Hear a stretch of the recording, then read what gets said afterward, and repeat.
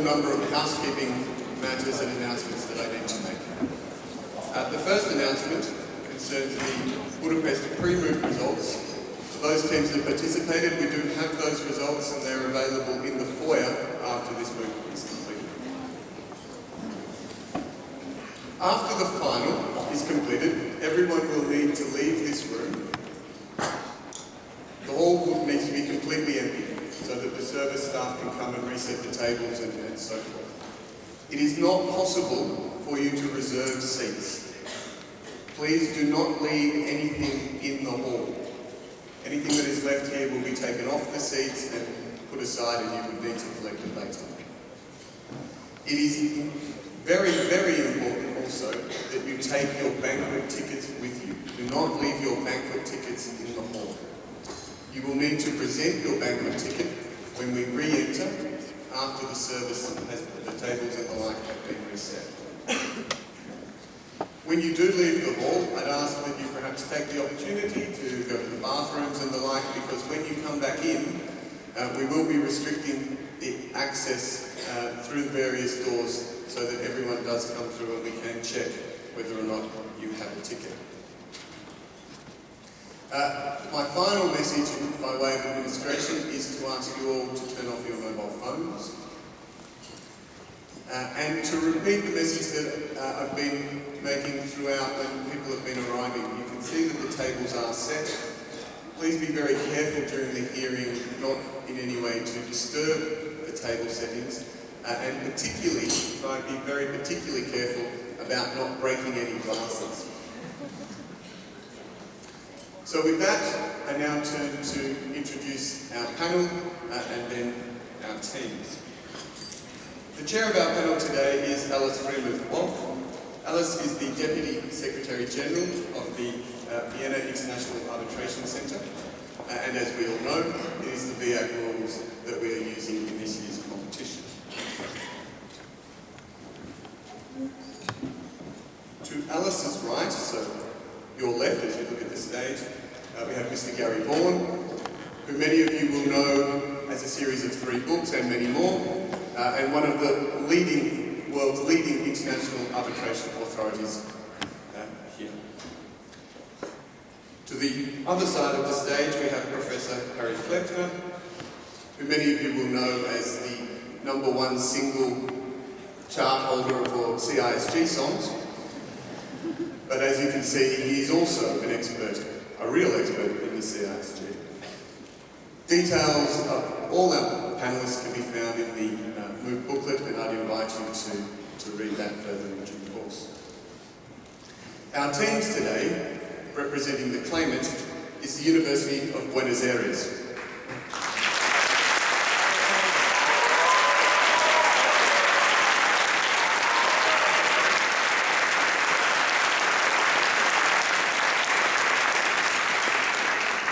And on the other side, representing the Respondent, is the Singapore Management University.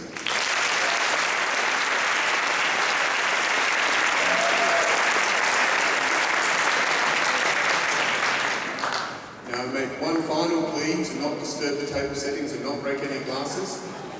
And with that, I will hand you over to our chair. Thank you.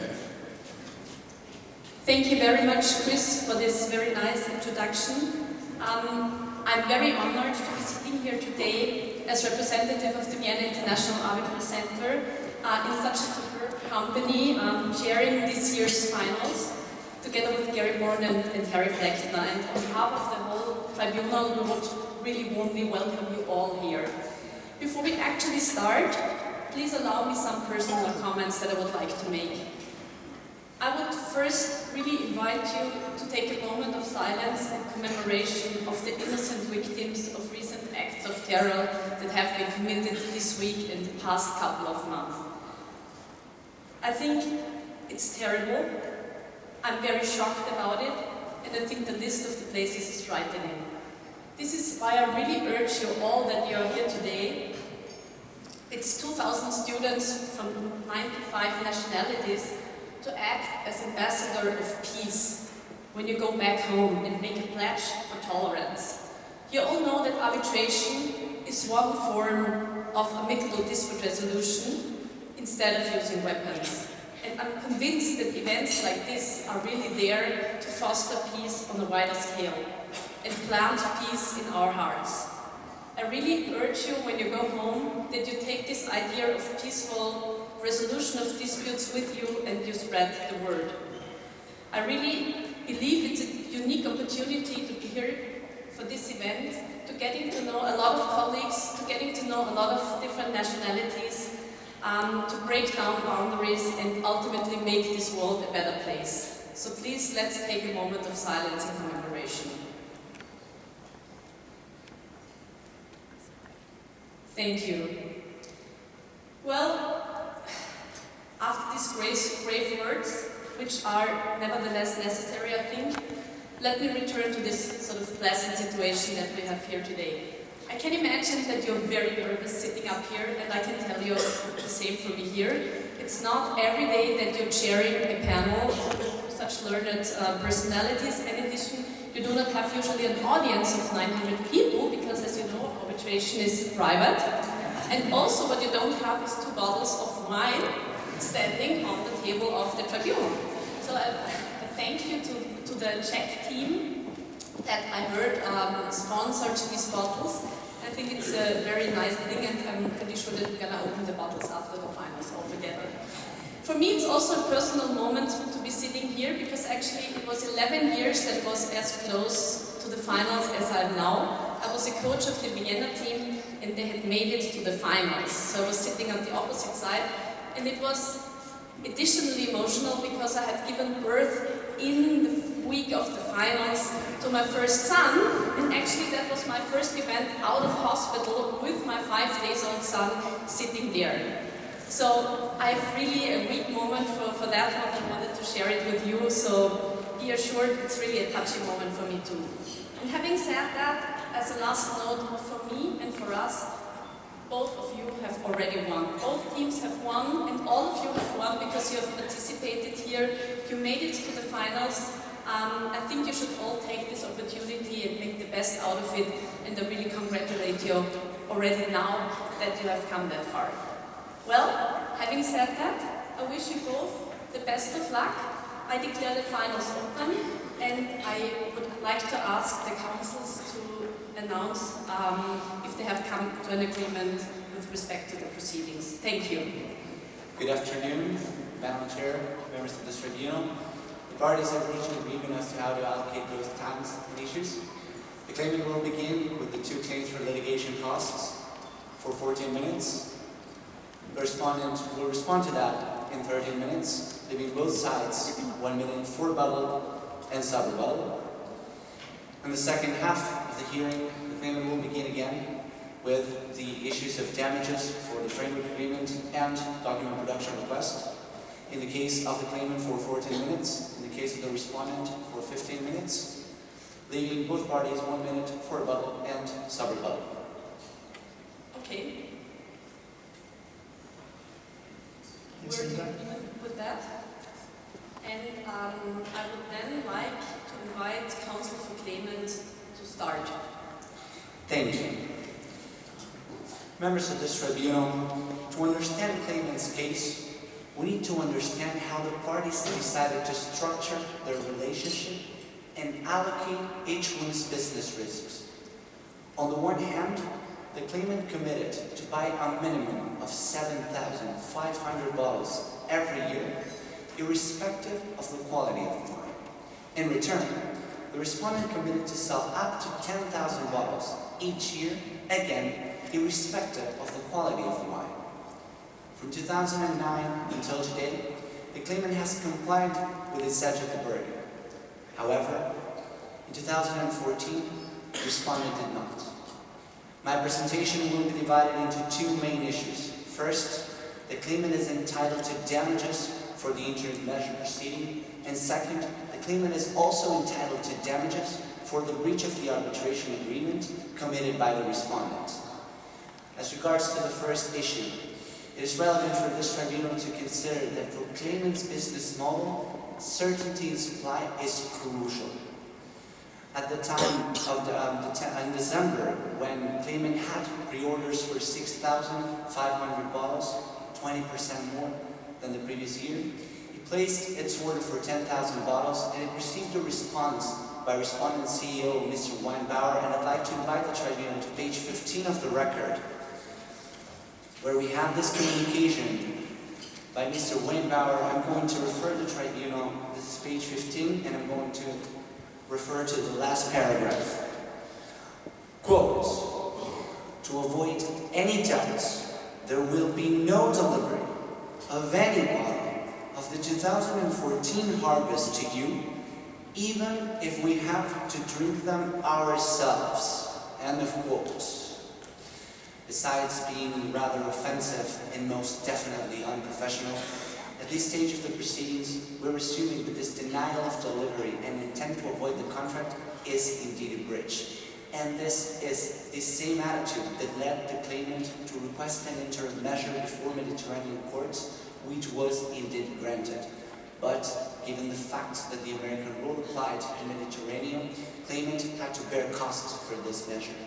One question, why did you not choose to sort of initiate arbitration proceedings right away and request an interim measure in the arbitration proceedings? Madam President, the question here is interesting because the concern of the claimant was not when the wine was going to be bottled, but rather that the respondent concludes contracts from January to March, and by the time the wine is bottled, 95% of the wine is already sold. So, it was not reasonable to constitute a tribunal to then ask for an interim measure, but it was rather, and it is compatible with the Vienna Rules Article 33, to request this measure before a local court. And indeed, the measure was granted. And here I'd like to tackle two key issues. First, that this costs are recoverable under Article 74 of the CISG, and second, that both of the requirements of Article 74 are met in the present case. As regards to the first issue, Article 74 of the CISG refers to the sum equal to the loss. It embodies the principle of full compensation. An agreed party should be placed in the same position it would have been had the breach not occurred and had the contract been performed. And here a simple asset test may help the tribunal. Before both of the proceedings, the claimant had $50,000 to $180. After both of the proceedings, the claimant has no longer got those $50,000 to $180. So in order to be placed in the same position it would have been had the breach not occurred, these losses are to be recovered. Counsel, wasn't there a prior determination in those interim relief proceedings that you were not entitled to any fees? Mr. Bourne, it would be a concern to the tribunal the res judicata issue. However, the contention for the claimant is that there is no res judicata because the tribal identity test is not met in the present case. We have indeed the same parties, but we do not have the same subject matter because the court, the Mediterranean court, allocated costs of procedure under the Mediterranean Code of Procedure. We're not here requesting the arbitral tribunal to reallocate these costs. If I can interrupt on the issue of the subject matter, in an international context, should we take such a narrow nationalistic view of the subject matter? Shouldn't we be more pragmatic? Well, in this case, the contention of the claimant is that we have two different issues here in the subject matter. The first one is that we have a different nature. On the one hand, we have costs, and on the other hand, we have damages. And the other issue is that we have two different applicable laws, the Mediterranean Code of Procedure and the CISG. And so long as these costs are damages under the CISG and the requirements are met, the submission of the claimant here is that these costs are indeed recoverable because there is no res judicata issue. The tribunal may also be concerned that the opposing counsel may bring the questions of equality in this case between the parties, and that this would bar the tribunal from granting legal fees. As to the interim measure, I'd like to clarify that it was a decision of the respondent not to present itself before the court. Therefore, the respondent incurred no legal fees, so no equality issues can here have any practical effect because the respondent has no legal fees to recover. If I may, just to see what, I apologize for asking a hypothetical question, but I'd like to know where we are going with this. Had respondent appealed and incurred legal fees and successfully defending against the request for an interim injunction, not on the basis that they hadn't reached the contract, but on the basis that the injunction was premature, would respondent be able to recover its attorney's fees under the CISG? Well, we can take different approaches in this hypothetical situation. The first approach is that in accordance with Professor Falamegas, there could be a claim for a breach of the duty of loyalty if in a generic duty of loyalty for the claim being unsuccessful. Do you subscribe to that theory? Well, we may subscribe to that theory in the hypothetical scenario. We should look at the facts of the case in a different way, because in this case, the injunction was correctly granted. And that, I'm still concerned if we in fact go down this road about how it works. One other further question. Take that same scenario, respondent appears, prevails on the attorney's, or excuse me, on the preliminary injunction issue. You would have incurred fewer legal costs, but you would still have incurred legal costs in that case. Would you be entitled to recover them even had you lost under Article 74? Would you be able to recover those costs as damages? in that case, it would be a contention of the claimant not to request for those costs and actually to review what the decision was. I'm sorry, would you have the right to recover those, or you would just not be exercising that right, or are you saying you would not be entitled? We should see if the requirements of Article 74 were to be met in that case, so we should have to establish the causality of Article 74 and forcibility in the hypothetical scenario to see if those costs are recoverable. And would anything change in terms of causality or foreseeability had you lost? I think it would have changed, and the position here is that, for example, focusing on causality, if the argument brought by the claimant from the court when requesting the interim injunction was that this communication that I read at the beginning of the pleading was presumably a breach, and that the respondent would enter into further contracts exceeding its capacity. And the court took this argument and granted the injunction. Therefore, we can say that the court established the link here. And the tribunal, although not bound by this link, because actually the tribunal would be able to review the interim measure itself, can rely on this link to assess if there was a breach of contract at the end of these proceedings, that this requirement would have been met. And in the case of foreseeability that Mr. Fletcher brought up, in this case, the claimant submits that the losses here are foreseeable by the respondent at the moment of the conclusion of the contract. In accordance with the Supreme Court of Austria's ruling in the 2002 cooling system case, foreseeability is to be addressed even if not in all detail and final amount. And it's the submission of Professor Ingeborg Spencer that when analyzing foreseeability, crucial issue is what are the rights that the contract intended to protect. And in this case, in the framework agreement, it was crucial for both of the parties the certainty of supply. And my final follow-up, so it becomes unforeseeable that you would pursue this action and incur these fees if you lose, but it's foreseeable if you win. Is that your position?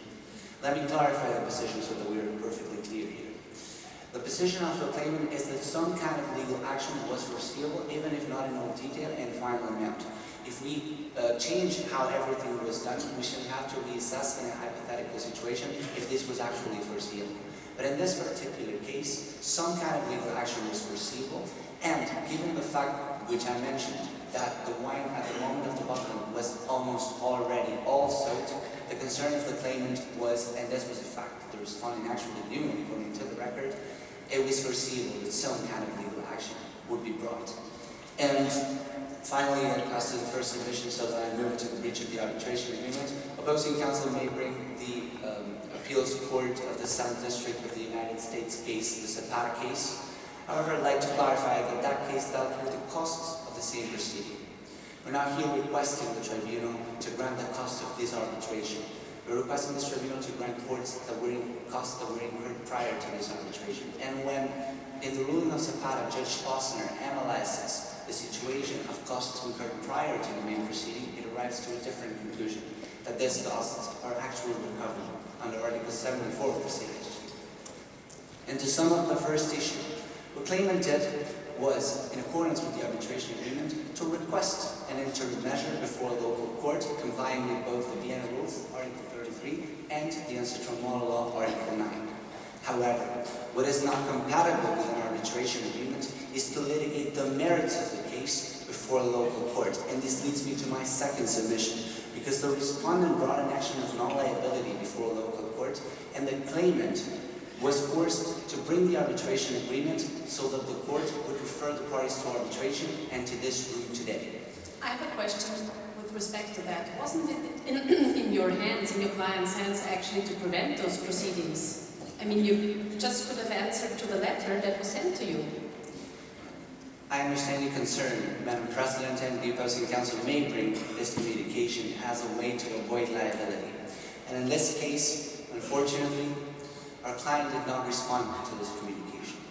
And we acknowledge that it would have been better for a client to respond to this email. However, this tribunal is here to assess the legal consequences of the silence in that communication. That email sent on January 14 from Respondent to the claimant was an offer to amend an already existing arbitration agreement. And in light of the CISG Article 18.1, silence does not amount to acceptance. No, go ahead. And in this case, we had already an arbitration agreement, so the default rule in case of no agreement would be to arbitrate the dispute. But the respondent here intended to create a false default rule to go to litigate the merits of the case before its own local courts, which it had no right to because there was an arbitration agreement. And in this case... Can I just have a follow-up question on that? Because you're talking about the arbitration agreement. When we look at the wording of the arbitration agreement, I can see wording saying disputes shall be settled amicably and in good faith. Taking that wording, wouldn't that change sort of the obligation of your client to really respond to the letter, even if you say would have been better? Wouldn't that create an obligation, this particular wording? Well, I have two answers to that question. The first one is that there was an intent to amicable solutions prior to the email I quoted at the beginning, and that was stated to avoid any doubts there will be no delivery, so we can assume that by that time the amicable solutions were already obsolete. But we can also state that since this was an offer does not imply the obligation to answer actually, because the silence does not amount to acceptance. And the question about the arbitration agreement, I'd like to guide the tribunal to this arbitration agreement in page 9 of the record. So that we assess, because opposing counsel will probably rely on the fact that this arbitration agreement is unclear. And this is page 9, and the article is Article 20. And I also see that I'm running out of time, so I'll request one extra minute to finish with this submission. The first sentence, as referred by Madam President, is the amicable solutions, and I'm going to quote from the second one. If no agreement can be reached, the dispute shall be decided by arbitration in Bindo Bona by the International Arbitration Tribunal, BIAC. If we break down the arbitration agreement, we have consent to arbitrate, we have the seat, Bindo Bona, in which we are today, and in Bindo Bona, the only international arbitration institution is the BIAC. And in that communication, the respondent refers to the BIAC. So in this case, this was nothing else but an offer to amend this already existing arbitration agreement, which was rejected by the subsequent silence. So if the tribunal has no further questions, I briefly conclude by stating that we respectfully request this panel to grant damages for both of the claims, the interim measure, and the breach of the arbitration agreement. Thank you. Thank you, counsel. I invite counsel for respondent to respond. Thank you, members of the tribunal. My name is Jeremy Tan, and I address you on behalf of the respondent regarding the first issue before this tribunal, which is the legal costs incurred by the claimant in prior sets of proceedings. I'll speak for 13 minutes and respectfully reserve a further 1 minute. A competent sovereign court, the Mediterranean High Court, has already ordered the claimant to bear its own costs in prior sets of proceedings. The only reason why we are discussing this before you today is because the claimant seeks a second bite of the cherry and is claiming the exact same sums as damages under the CISG. Counsel, you say that the claimant is asking for a second bite of the cherry, but is it actually the same cherry? Aren't we talking about different fruit? Well, Mr. Law, we recognize that while the legal basis of their claim might be different, the fruit and the core of their claim is for the same sums. And we say they cannot do so for 3 reasons.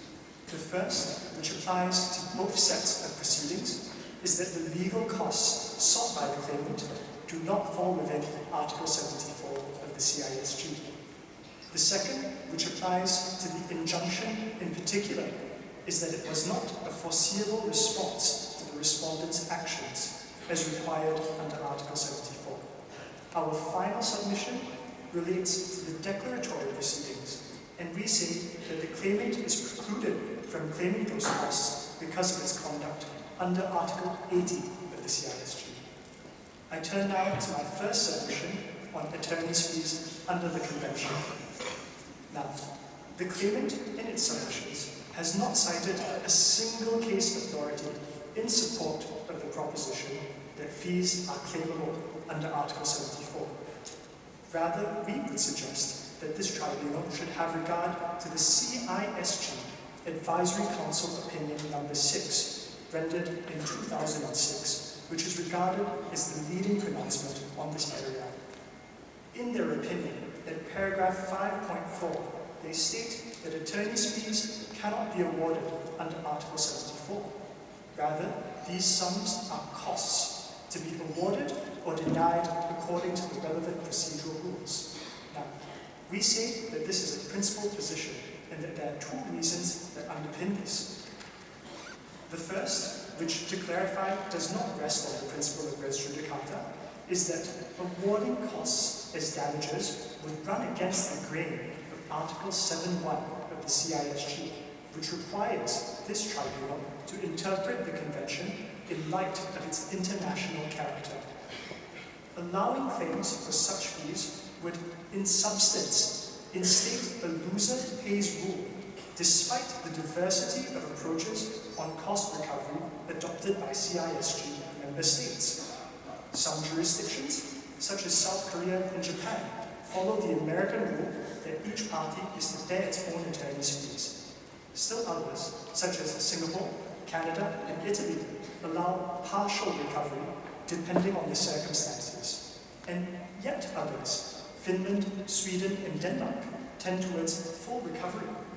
Accordingly, Councillor, if I may, if those contracting states with different practices have ratified the CISG, and the CISG provides for recovery of attorney's fees, that is, it seems to be a matter of treaty obligation. I just wondered what is lacking in attorney's fees to satisfy the requirements for recovery under Article 74. Certainly, Professor Flecht, and if I might go further than that, perhaps there's also an issue of another part of Article 7.1, which holds that this tribunal must have regard to uniformity when interpreting the Convention.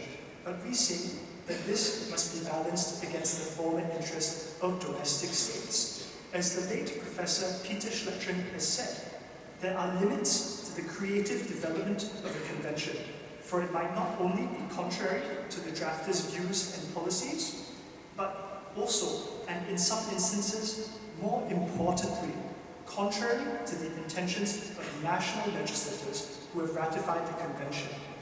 Here, we say where attorney's fees were not considered by the convention's drafters, where it was not mentioned in the drafting history, and not alluded to in the convention's text, this tribunal should be slow to adopt an interpretation allowing such fees. And one further follow-up: would you admit that the attorney's fees that were incurred in this case would appear to be losses caused by the respondent's breach that were foreseeable? No, Professor. And is your denial that, let me rephrase the question, if the losses were foreseeable in this case and were caused by the breach, would you still argue that they were not recoverable under the CISG?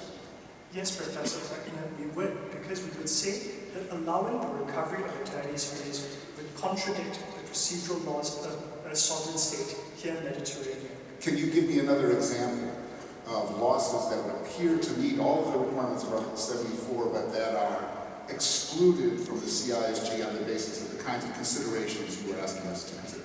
Certainly, Professor Fleckner. Now, there are indeed categories of loss that are excluded from the full compensation. For example, loss of chance, loss of amenity. These are categories that are accepted as excluded. Now, it is true they are not excluded on quite the same grounds that we are advancing today. but we would rest on other authorities to make that case. And indeed, Professor Fleckner, you expressed a similar view in an article published in 2002 on the subject. But It should be excluded from the panel. But there's also the case of Zapata Hermanos and Herbside Baking, a decision of the US 7th Circuit Court of Appeals. And there, Judge Posner captured the concern in a rhetorical question. He asked, how likely is it that the United States would have signed the convention had it thought that in doing so it was abandoning the hallowed American rule? Accordingly, we say this tribunal should be slow to prefer an interpretation that would override Mediterranean's procedural rules. I have a follow-up question on that. I think the Zapata case is sort of different to the case that we are dealing here, and I'm pretty sure that you are familiar with the stem core versus the Aracero case, and I would be much more interested to learn why you think that we should not follow that reasoning. Well, apologies, Dr. Fremeth-Wolf. If we might address the other reason that the claimant has proffered also that follows similar lines, this distinction between costs incurred in the same proceedings and costs incurred in prior proceedings. Now, the claimant has rested its assertions on a broad application of the principle of full compensation. And under the CIS sheet, it is trite that if you follow that, all you need to establish are that there is a loss, there is causation, there is foreseeability, and there's mitigation. Nowhere in any of those categories do they draw a distinction between costs incurred in the same proceedings and costs incurred in prior proceedings. Accordingly, we say the distinction made is not a principled one. If you would allow fees in one aspect, you should allow them in all or not at all. But in any event, we also rest our assertions on a second reason, and that is the principle of equality, espoused by the CIS Advisory Council opinion and also Professors Schwenzer and Schlechter. And this is that both claimants and respondents must be granted an equal entitlement to remedies available under the CISG. If the rule is set that legal costs are claimed as damages for breaches of contract, this will systematically favor successful claimants over successful respondents. Claimants will always, by definition, have a breach claim to rely upon, which they can use to support their claim for costs. But I have a question on that. I think the argument is rather that the convention should not create imbalance between sellers and buyers. And as it is in our case, I think it always depends whether you're on the claimant or the respondent side. So it doesn't really create an imbalance whether the seller or buyer would rather claimant and respondent. And that's, you cannot predict.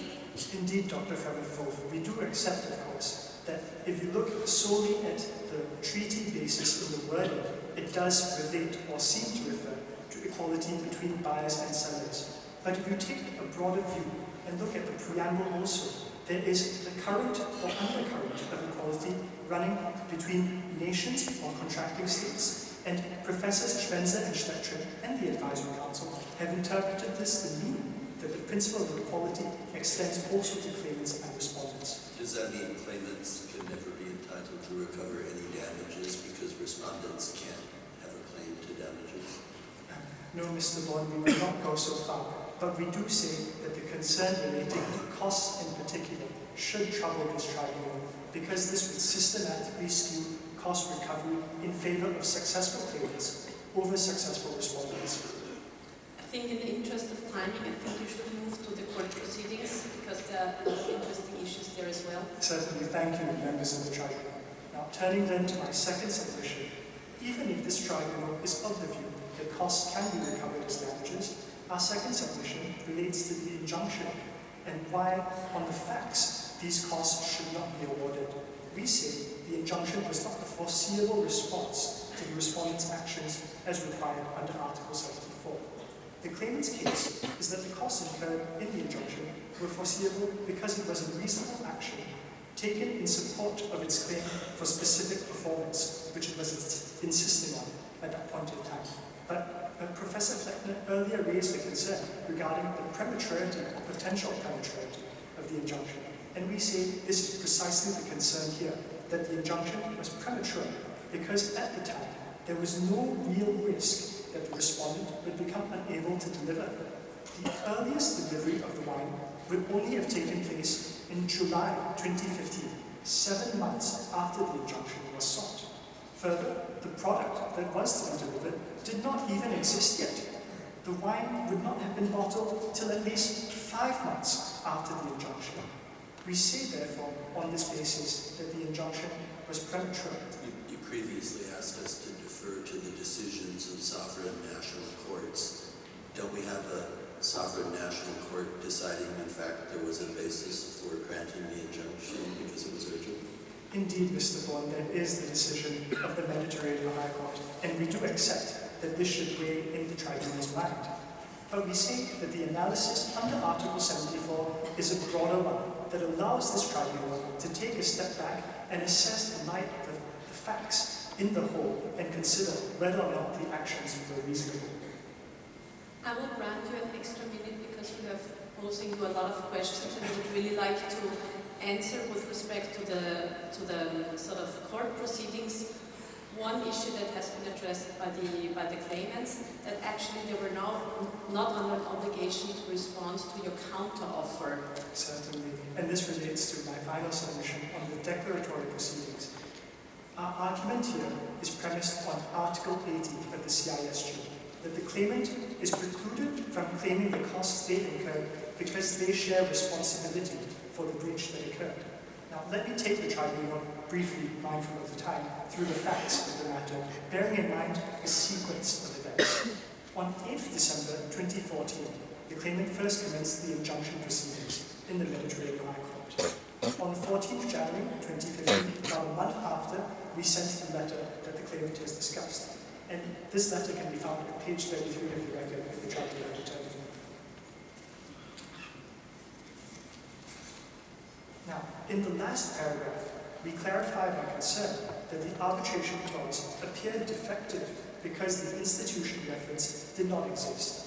We indicated, therefore, that we were intending to bring proceedings in the Mediterranean High Court, which is why in the courts? I mean, I think it's clear from the clause that arbitration is without no doubt. What I don't understand is why you initiated court proceedings. Indeed, Dr. Vanderforth, it is, we accept clear on the clause that there was an arbitration agreement, but we did not understand, or we were not clear as to whether or not the claimant intended to proceed to arbitration or to domestic courts. And we see in the circumstances, since they had sought an injunction, this began to cause concern in our minds, and this is the concern that led us to send the letter. Now, we accept, of course, that in sending the letter, there were some terms involved that were advancing our understanding or our preferred approach for how arbitration should have been conducted. But we see, notwithstanding the inclusion of that, this did not obviate the need of the claimant to respond. When they saw the letter, they appreciated the gravity of the situation. They intended to seek legal advice on how to draft a response, and they knew consequences would follow if they took the wrong position or no position at all. Knowing all this, they did nothing. I think you have to round up. Certainly. In fact, members of the tribunal, the only thing further I have to say is that in light of all this, it would be unreasonable to hold the respondent to its contractual obligations, and accordingly, it should be exempted from liability under Article 80. Thank you. You have reserved, I think, 1 minute of rebuttal. Please. Thank you. Respondent's defense on the non-liability action is based solely on Article 80 of the CISG. And in accordance with the ICC case 11,849, as well as the tetracycle case, the other party, meaning the claimant, must have made it impossible or almost impossible to comply. As far as we know, nothing prevented the respondent from actually initiating the arbitration, and the argument of going to local courts before the injunction fails to meet the concurrent jurisdiction principle that the claimant was entitled to request for an interim injunction before a local court. Thank you.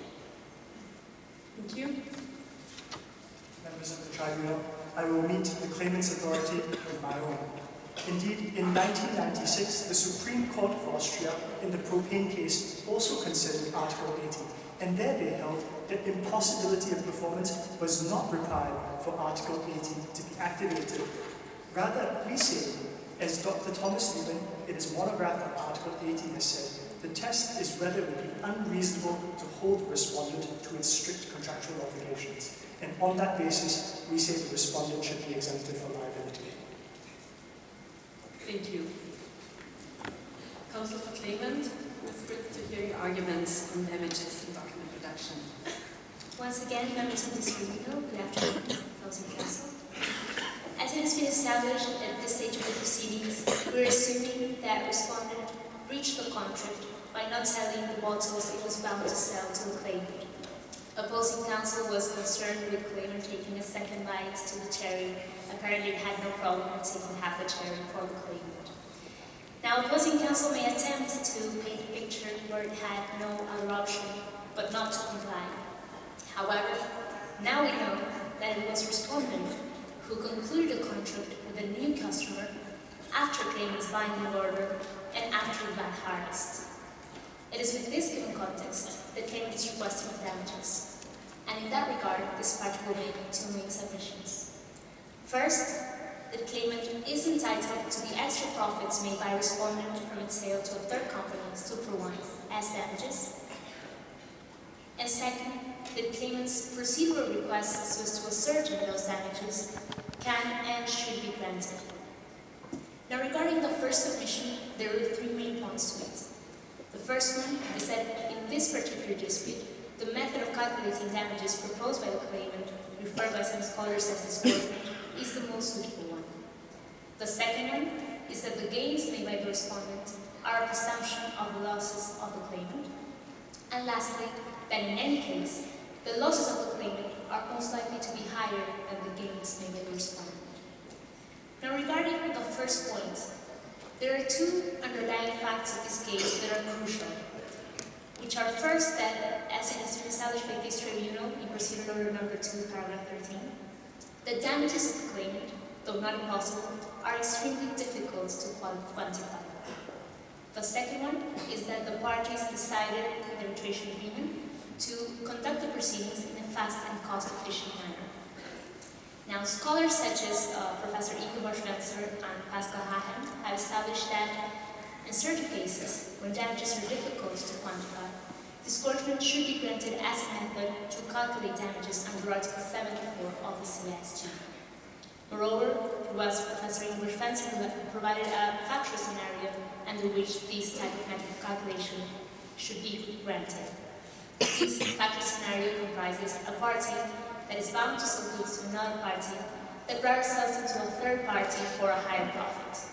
And this definitely resembles the facts of this particular case. Counsel, what would you identify as the basis in the CISG for the remedy of disgorgement that you propose?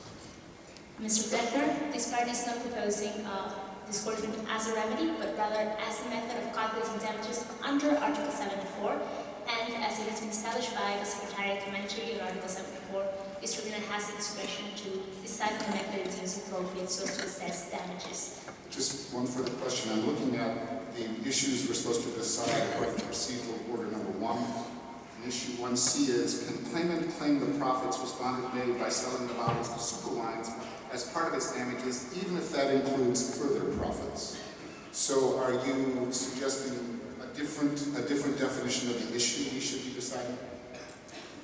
No, it is exactly that.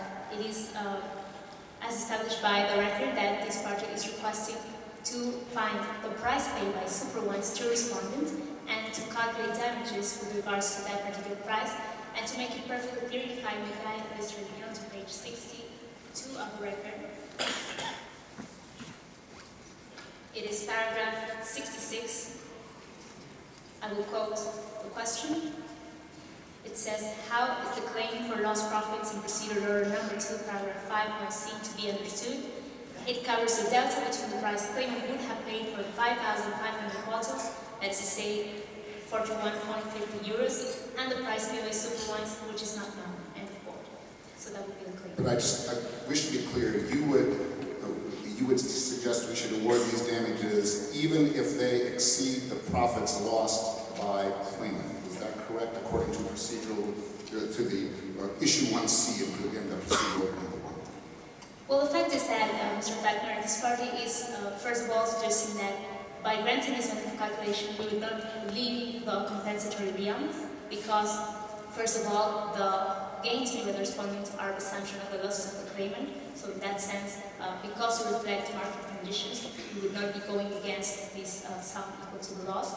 And moreover, in any case, according to the facts of the record, it is most likely that the loss suffered by the claimant is higher than the gains made by the respondent. In that sense, if I may guide this review once again to page 55 of the record, it is paragraph 17. I will once again quote the question. Would claimant's profits from sales to its customers most likely have been higher than the premium paid by Superwise as a trader to respondent? That is very likely. End of quote. Now this particular clarification does open for the possibility, the unlikely possibility, that the premium paid by the Superwise to respondent is indeed higher. However, in this particular clarification, we do not consider other heads of damages suffered by the claimant. Claimant did not only suffer from loss of profit, but rather suffer again for loss of reputation.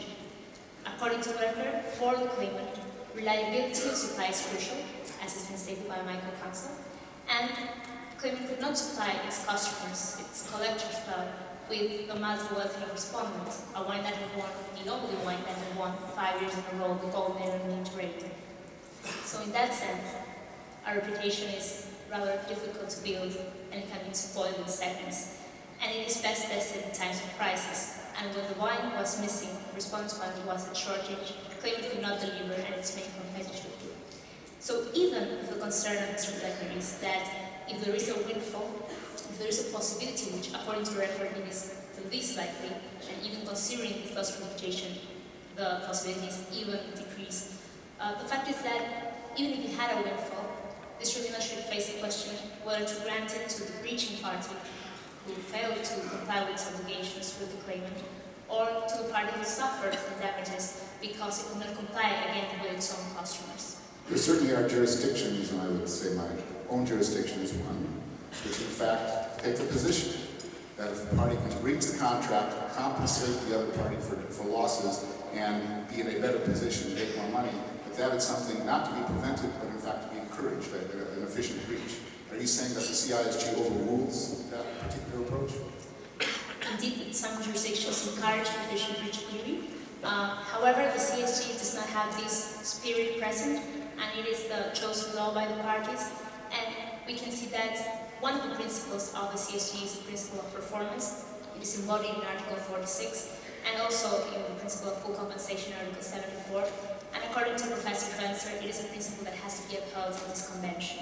One last question. Of course. How do you reconcile Article 28 of the CISG with the performance principle? Isn't that in fact designed precisely to prevent countries such as the United States, which limit performance obligations and the remedy schemes, from maintaining their current systems? Well, indeed, Article 28 allows resort to domestic law in that regard. However, it is not contrary to underlying principles of the Convention, because, as it has been stated by this scholar, this particular scholar, performance is in the core of the CISG. And nonetheless, even if we have the possibility to resort into domestic systems in particular and specific circumstances, the fact is that the principle, according to Article 74, we're not analyzing specific performance in this particular case, but Article 74 is that a party performs with its contracts. And in the wine industry, this is consistent because there is a necessity of having certainty of supply, and hence amicable solutions are required, and not this possibility of breaching just merely because of higher debts appears. If the Tribunal has no further questions regarding this first submission, I will move to my second submission, and that is that this Tribunal has the power to grant claims procedural requests, and that it should do so because the requirements set forth in international practice have been met. Regarding the first point, this Tribunal has the power to conduct the proceedings in the manner it deems appropriate, this considering Article 19.2 of the Renewed Arbitration Law, and considering Article 28.1 and 29.1 of the Vienna Rules. Of course, these provisions are subject to parties' agreement, and opposing counsel may allege that the exclusion of discovery in the arbitration clause would preclude claimant from asking what it is doing today. However, that would be incorrect. claimant is requesting for document production under international standards. These international standards are reflected in the IBA rules of taking of evidence. Do you agree that if the request that you're making is qualified as discovery, then we don't have the authority to grant that? Indeed, Mr. Bourne, that would be correct if claimant was seeking for a discovery request, looking for information to build a case, that would not be allowed under this particular clause. Even if discovery was permitted under international practice and the IBA rules, you would accept that we don't have the authority under Article 20? Indeed, if the parties excluded, considering that the cornerstone of arbitration is consent, indeed, parties can exclude discovery. It is not a mandatory right as for the parties to present discovery. However, this exclusion does not reach the possibility of requesting documents under the IBA rules, because that is not discovery. In fact, Isn't it obvious that document production is discovery? actually, Mr. Bourne, the fact is that they're different in many regards. First of all, we have discovery that is present in the USA and in other common law jurisdictions, which is generally aimed at building the case. While document production under the IBA rules has the objective of proving already alleged facts. Moreover, discovery includes depositions, requests for admissions, and interrogatories, amongst the possibility to request for documents. And document production under the IBA rules has a higher threshold. Under discovery in the USA, relevant documents have to be produced. And in document production, according to the IBA rules, relevant documents that are material to the outcome of the case and requests that are narrow and specific can be granted.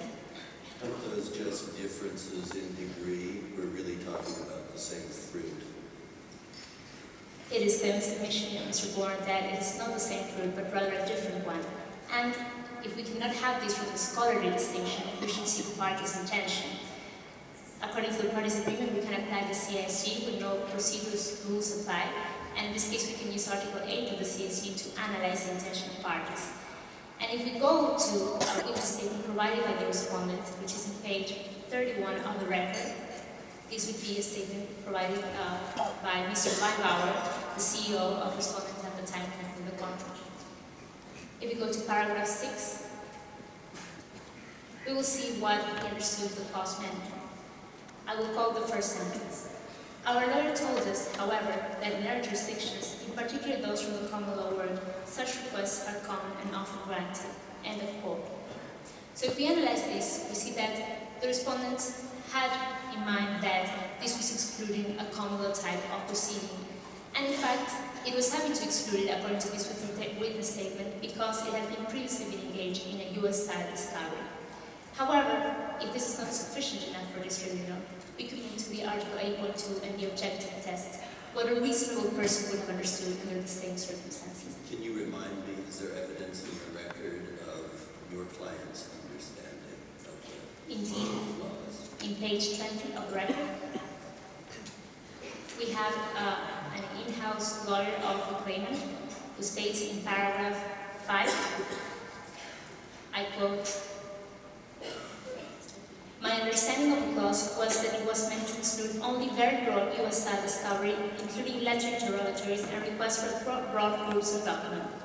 It was, however, not intended to restrict any part from asking for documents in line with the principles which are common in arbitration, as evidenced by the IBA rules of taking of evidence." End of quote. I just, in the interest of time, have one question that I would like you to answer. Even if we concede that we can grant that request, and if we look at the criteria in Article 3.3a of the IBA rules, don't you think that the time frame, that you're asking is a bit long and that the documents are not as specific as is requested by the IBA rules? And would you be prepared to limit that, or what is your approach? First of all, I see my time has elapsed. Can I ask for an extra minute to answer that question? Yes. So, Madam Wolf, the fact is that at first sight it may appear to be as a broad request. However, this time frame provided by claimant, which comprises a year and a half, was because claimant at the moment of drafting this procedural request had no information of when the price and the premium were negotiated. In cases such as Tidewater versus Venezuela, it has been established that if you have a subject matter, a defined subject matter, under the IBA rules, and no time frame at a procedural request or document production request can be granted. However, this party would be indeed happy to comply with an order of the student to reduce it now that we have information of the dates, if there is sufficient proof that a document or invoice has this information that the claimant is requiring. We only want a price paid by supervisors to the respondent, and this cannot be rejected on grounds of confidentiality because supervisors and respondent have no confidentiality agreement, and the price varies from vintage to vintage, hence claimant cannot use that to its favor. So you would limit the timing and the issues further down as you amend your request for document production. Is that the correct understanding? Indeed, if there is a document in this particular frame of time that the procedure number 2 provides as to when the contract was concluded, we know there is no written contract. However, if there is an invoice or document with sufficient proof that the price and the premium or over prices is included, in that case, the claimant will have no problem with that being produced. And one last question, maybe just 2 or 3 sentences, if you may. Doesn't that mean a shift of burden of proof if we grant you this document production issue? What is your opinion to that? Actually, authorities such as Tribunal have established that document production is a way of discharging the party's burden of proof. When the documents are not in the power of the party and the documents are in the hands of the other party, which is in a better place to prove it, this would be a form of complying with the claimant's burden of proof. Thank you. Thank You you. want to have a concluding remark? Yeah. So it is for these reasons that this party is requesting not only for the extra profits of the respondent made from the sale to supervise these damages, but also for the production of documents so to be able to assert those damages. Thank you. Thank you. Counsel for Respondent, Mrs. Wong, please. Members of the Tribunal, good afternoon. As stated by the claimant, I'll be addressing you with 2 issues. First, whether the claimant is entitled to the respondent's profit, and second, whether the claimant's request for document disclosure should be dismissed. And in reply to the claimant, I will be addressing the issues in that order. Turning to the first issue of the disgorgement of profits. Counsel for the claimant has suggested to this tribunal the only thing they need to show is that their loss is difficult or almost impossible to quantify. However, we say that is not the only element they need to show, because the starting point of Article 74 would be the loss of the claimant. And it must logically flow from this that they must show some sort of relationship between their loss and our gain. Now, the respondent here has several customers, and yet they have chosen to target a specific customer's profits, and hence we urge this tribunal to require them to show that their losses correspond to the respondent's gain, in addition to the difficulty in quantification. And this approach was taken by the 2007 pressure sentence case decided under Article 74 of the CISG.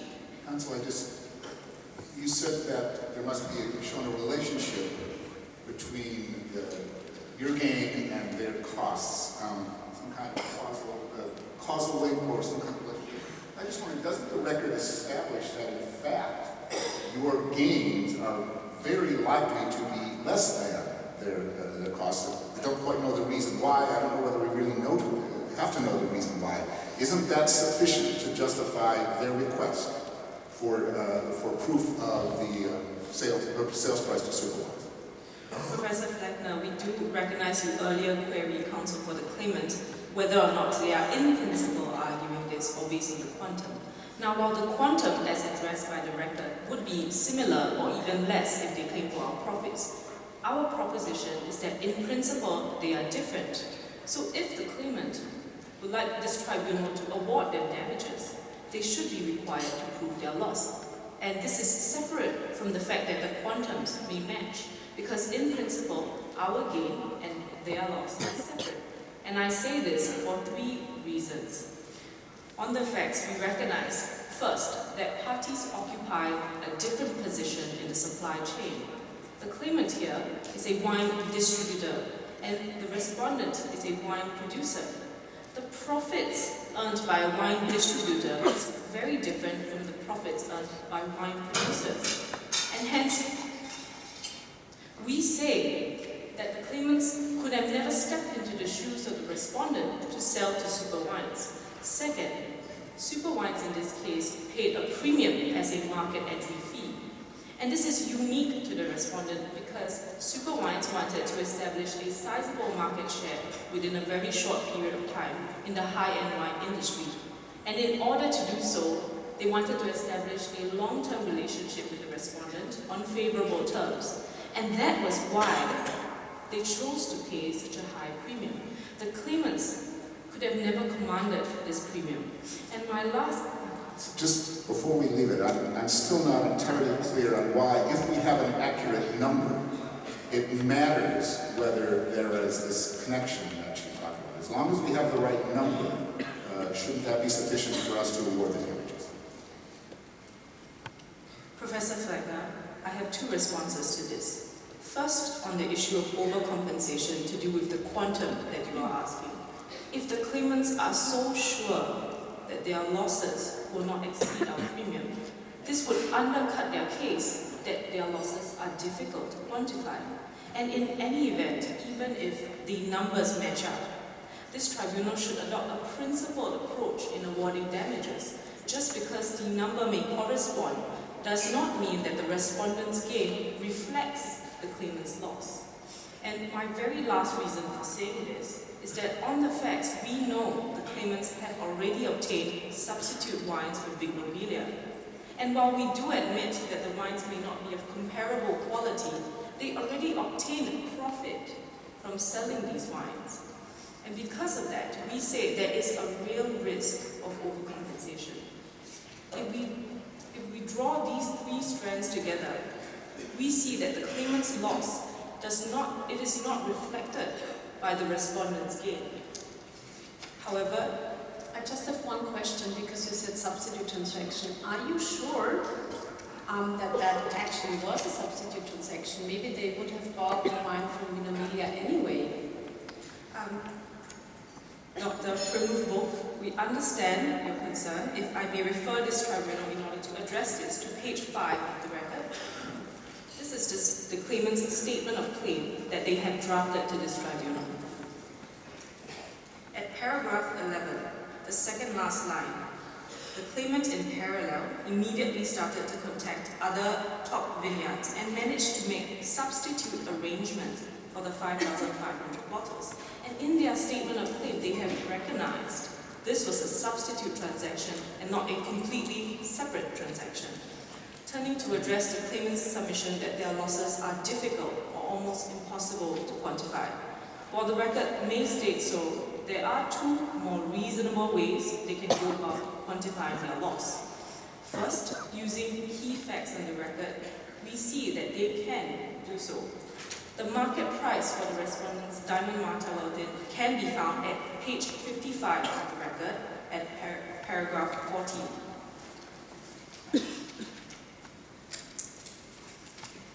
At the second last line, it states that the market price, my apologies, the market price was between 90 to 100 euros. And while we do acknowledge this may not be the exact price the claimant would have sold the wine for, it nonetheless provides a helpful estimate and the requisite standard of proof under Article 74.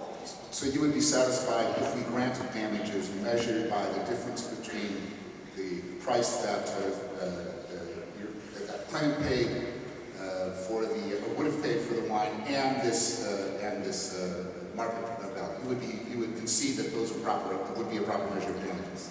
Professor Fleckner, we would respectfully say no, we do not concede, because this does not factor in the fact that they already obtained substitute performance that they sold to their customers as a mixture between the respondent's wine and this substitute wine from Vis Moot.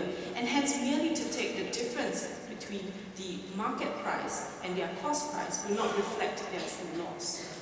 Turning to the second potential way the claimant can quantify their loss is by engaging a market expert.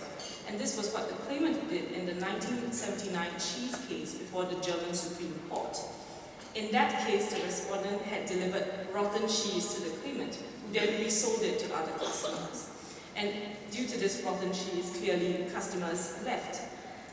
However, in that case, the tribunal held that the expert opinion from the German-Dutch Chamber of Commerce was sufficient in establishing the claimant's loss.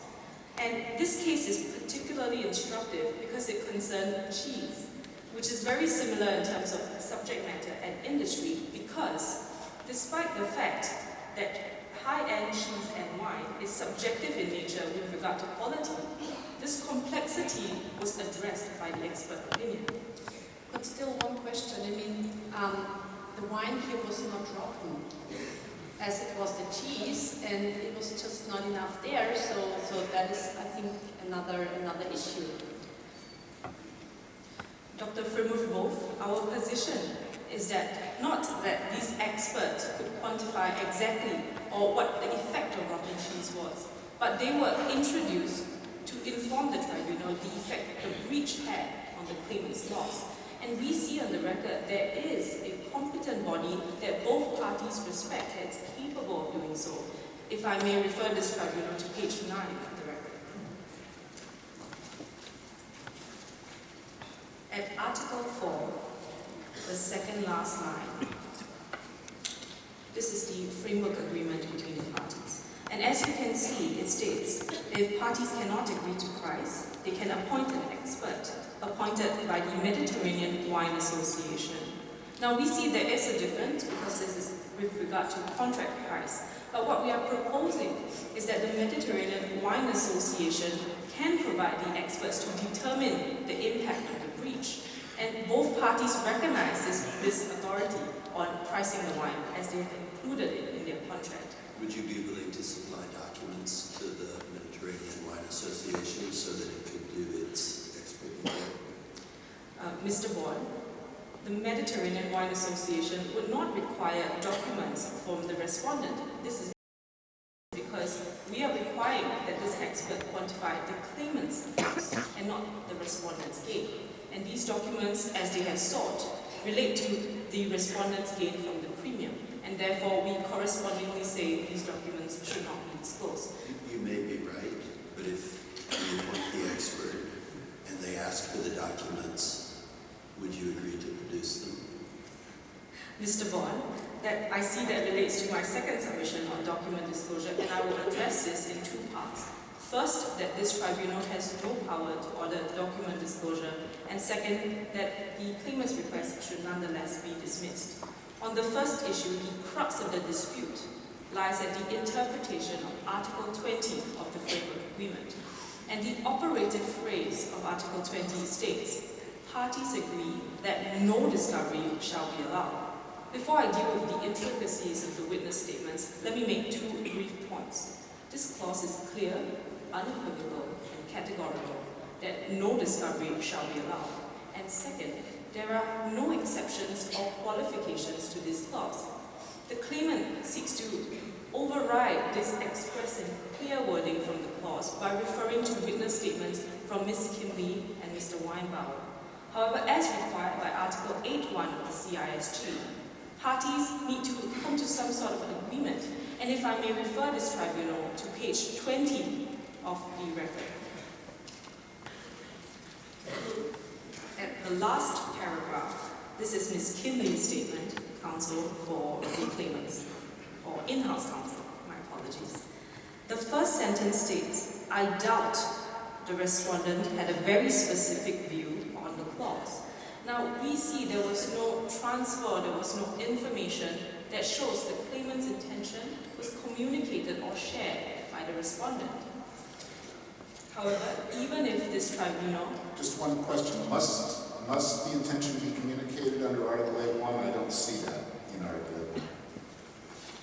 Article 8, Professor Fleckner, my apologies. Article 8.1 says a party's intention where the other party could not have been unaware of this intention. And the late Professor Slettrim, in interpreting this, has stated, this clause prevents against secret reservations or private intentions at paragraph 4 of his monograph on this article. And we see, even though the claimant may have shared or may have had this view, and if it was not shared by the respondent, they cannot rely on this. A further point in support of this would be the context. Parties agreed that the proceedings were to be conducted in accordance with international arbitral practice, which, according to practitioners Redford and Hunter at page 392, already excludes wide US style discovery, and hence to adopt the claimant's interpretation would render this clause superfluous. Isn't there a world of difference between discovery on the one hand and disclosure on the other? Mr. Bond, we do recognize there is some difference between the words. They both relate to evidentiary procedure, but seem to differ as to scope. But in light of the fact that parties do not have a corresponding intention, and the fact that in the context of the clause, rendering or adopting the claimant's interpretation would be contrary to the principle of favor negati, which would guide this tribunal's interpretation exercise. Because each clause is meant to be valid, and if the parties, despite the fact that wide US style discovery is already excluded, felt the need to add a clear express clause that no discovery shall be allowed, must be interpreted separately. Are you suggesting that if the parties had not included this sentence, that the tribunal would have lacked the authority, should it thought it wise to do so, to order wide US style discovery? If there was just a plain vanilla arbitration agreement, you're saying we would lack that authority? Mr. Bond, in the event that parties did not have the clause, no discovery shall be allowed, the agreement that proceedings were to be conducted in accordance with international arbitral practice would already exclude wide US style discovery, and it would not be an issue. I see that my time is quickly expiring. If I could just address this tribunal in 1 minute on the scope of the claimant's request.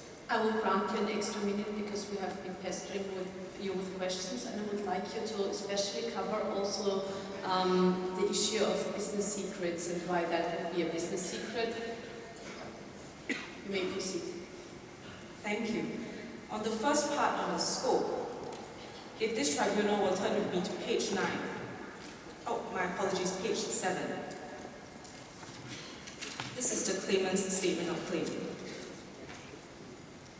At paragraph 27, they have stated they are requesting for documents between 1st January 2014 and 14 July 2015.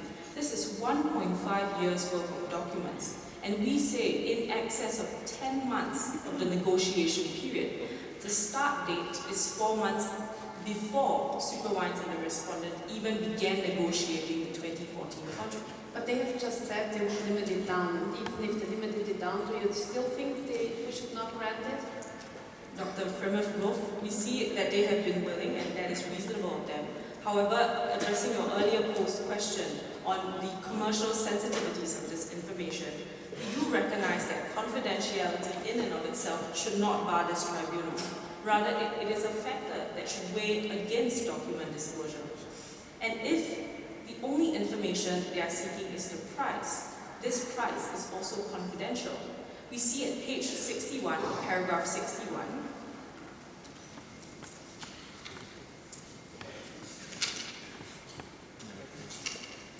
that the respondent engages in individual pricing, not only guided by economic considerations but long-term relationships. And in disclosing this price, it would inform the claimant of how we have structured our pricing for our customers. And we say this is the true information they seek. Since recently we have informed them, we can only limit our delivery of bottles to 8,000 as opposed to the initial contract in 2009 of 10,000. My last question is, if that were the case, and if we would ask you as tribunal to disclose it to an appointed expert, that we could do under the IBA rules, would you still think that is not possible? Dr. Fremmer-Wolf, that would be not possible still, or rather, not that it's not possible, but a factor weighing against that is that the end award with the price and the number of bottles can be easily found out by the claimant because they can simply divide their award by the number of bottles. If I may be of no further assistance, thank you for your attention. Thank you very much. Counsel for claimant, please, your rebuttal. Once again, thank you for the floor. Opposing counsel proposes as a method of calculating damages to use expert opinions, and to revise the large and great number of contracts concluded by the claimant to its customers. It relies on a particular case, against case, so as to state that this has been a method used. Now, this case may have in common that cheese is a high-end product, but does not have in common the provision to conduct proceedings in a fast and cost-efficient way. This party is requiring for a sole number and to make a simple equation so as to establish damages in an amount most likely lower to the loss. Thank you. Thank you.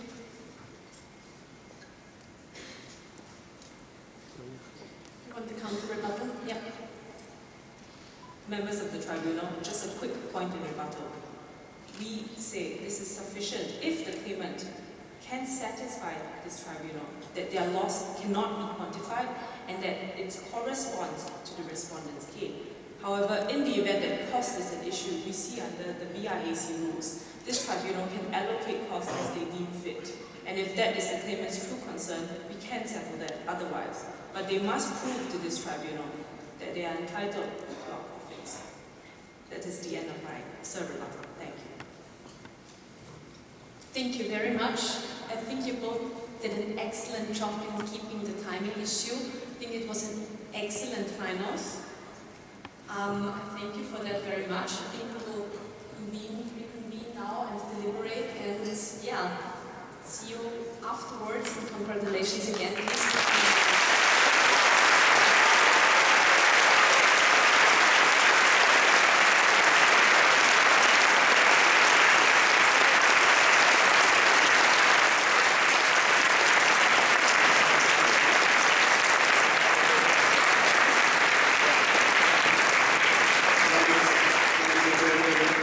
I think you'll all agree that it has been a case of 4 excellent advocates in front of 3 excellent arbitrators.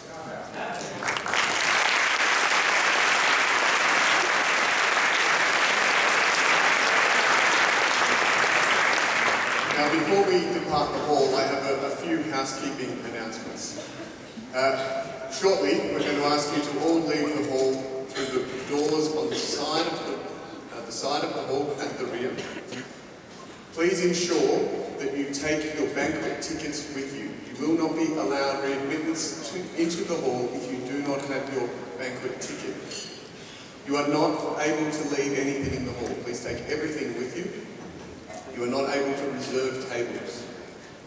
Anything that's left on a table or in an attempt to reserve it will be removed by the service staff when they come through and reset all the placings.